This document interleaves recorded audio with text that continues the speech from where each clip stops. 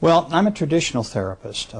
Initially, I worked not in past life regression or in any of the things that I do today. Primarily, I was working in behavior modification and working with people who had problems with sleeping and with depression, this sort of thing. In time, people would come to me and ask, well, since you are working in hypnosis, is it possible that you could take me into a past life? And I was very imperious in those days. I said, no, I don't do those kinds of things. I'm terribly sorry, but I'm very traditional in my academic orientation, and you would have to go to somebody else for that kind of thing. So what happened to me was that after a number of years passed, I had a client who came complaining of a pain in his side. He told me that he'd been to many medical doctors, had x-rays, and was told that it was all psychosomatic. It was in his mind, and that if he just forgot about it, it would go away. But it was causing him intense pain. He wasn't sleeping well, and so forth. He asked me if I could possibly find any root causes for this in his childhood, if I could regress him to his childhood.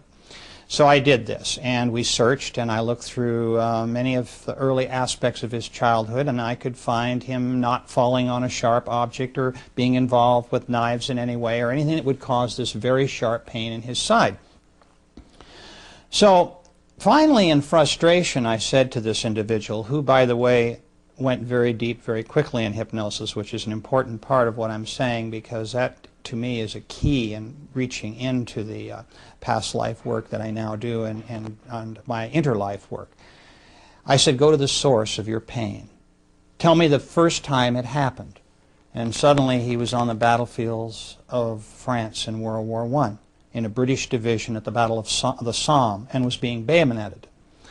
So while the poor fellow had suddenly regressed into a past life, almost getting ahead of me, and he's lying in the mud dying, I'm so skeptical, because that's my nature, that I'm asking him to describe his division patch for me on his arm. What battle is this, I asked. Where are we? Who are you fighting? Because I'm not satisfied that this is really happening to me.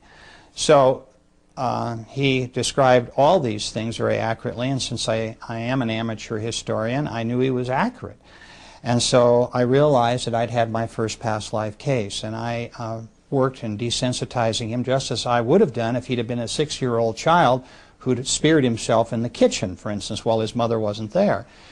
So from that case, I realized that that past life regression was very real. I was still somewhat skeptical. I did a lot more experimenting, of course, and working with people, and a lot more time passed. And then what happened to me was another case, almost by accident. A lady came to me who complained of loneliness and isolation in society, and she felt that she was not really a part of this world, that she just felt so disoriented with the life that she was living and the people that were around her, she was thinking of suicide. And so, again, I worked with this lady as I had done with this man, but not in past life work. We talked about a lot of childhood issues. I put her in hypnosis. We worked a lot with her early life and so forth, and really didn't come up with anything. So, like with the man I just spoke about, I asked this lady, go to the source of your loneliness and lack of companionship. And again, she was very somnambulistic. She went very deep very quickly.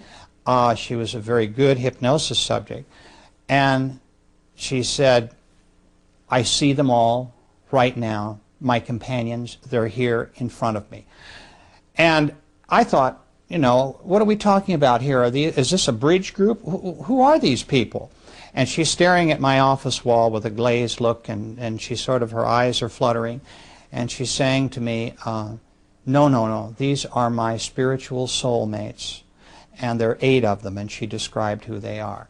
And I couldn't believe this. There just chills went up and down my spine, that I had actually, I was talking to someone who was talking about a life between lives. And this is an area of which I had no experience and I'd read no books on. There weren't many books even touching on the subject.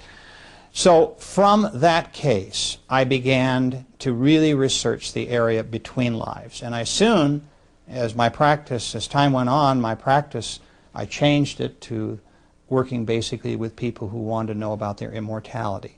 People who now come to me who are interested in finding out who they really are, who their soulmates are, what their spirit group is like, why they are here on earth, and so forth.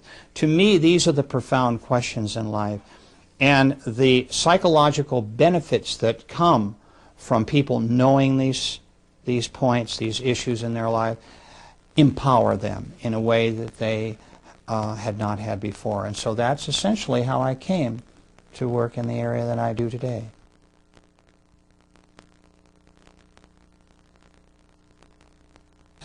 You've got two types of people: those that understand hypnosis and the power of hypnosis and realize that it's for real. The AMA, I might add, has accepted hypnosis as a medical tool since 1958, which is rather late considering how long it's been around.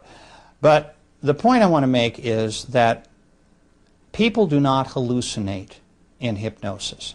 The conscious mind is not unconscious. It's very aware of what is going on around at all times around the subject. It is not as if you were in bed asleep at night in a deep delta state. You are in what we call an alpha or theta state. So your conscious mind is able to work and help with information that we're deriving from your subconscious. And so hypnosis really, in terms of whether you want to believe in hypnosis or not, depends on your willingness to accept self-reports as data.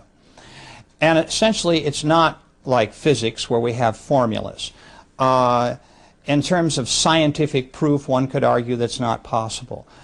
All I can tell you is that I was a skeptic at first about the whole process of past life regression and working in the life between lives.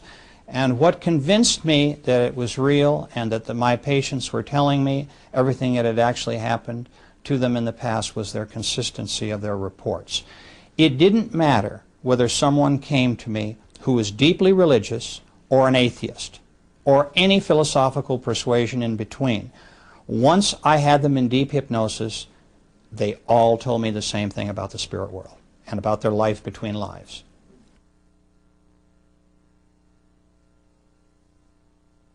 At the moment of death, you rise above your body and you look back at it. Now, there have been a lot of near-death experience reports. There have been books written about near-death experiences, and certainly people who have gone through this have appeared on television and radio and have described to the public in many forums how they felt and what they experienced. But you have to keep in mind that in a near-death experience, we're talking about someone who is clinically dead only for a few minutes, so they wouldn't be around to tell what they experienced. In my case, I have a client in hypnosis for some 3 hours, questioning him about these things. They're also in a relaxed state. They're not undergoing any body trauma. So they're able to tell me in a very clear and forthright way everything that happened to them.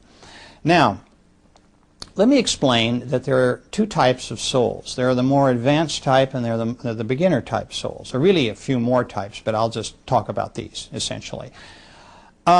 The beginner soul, that is, the person who has not lived all that many lives, sometimes has difficulty separating from their body. And not that they're not released at the moment of death, but they hang around. They want to go to their funerals, and we're so vain. You know, these people will describe how they want to find out who's coming to their funeral, who's bringing flowers, how much respect is their body being shown, you know, being cremated or being put into the ground or what have you. So you have that type of soul who's not really ready to leave Earth's astral plane immediately because they're a little disoriented, and also they're kind of reluctant to leave this life in which they've, you know, had so much enjoyment. Then you have the second major type, which are those souls who have been around a long time and they're very experienced. They usually leave very quickly.